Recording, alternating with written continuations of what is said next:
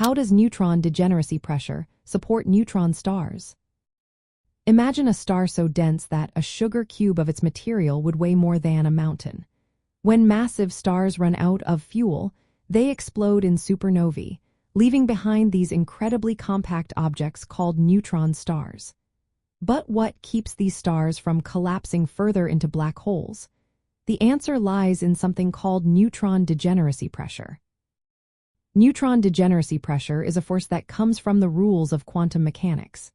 It is based on the Pauli exclusion principle, which says that no two particles classified as fermions, like neutrons, can occupy the same quantum state at the same time.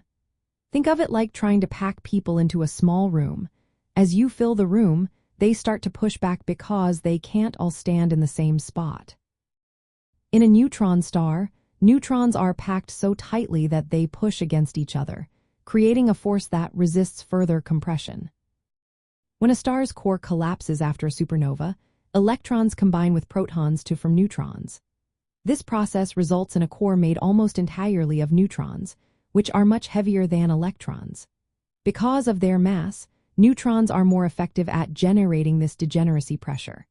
As the core becomes denser, the neutrons are forced into extremely close proximity, but the Pauli exclusion principle prevents them from all occupying the same space.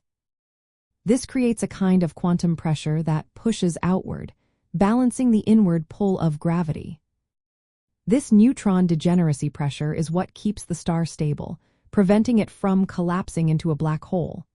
The star's size is usually only about 10 to 20 kilometers across, yet it can contain more mass than our Sun.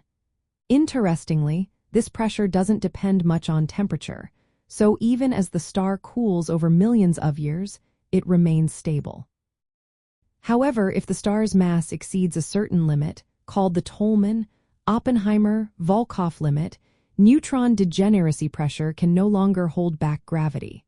When that happens, the star will continue collapsing into a black hole.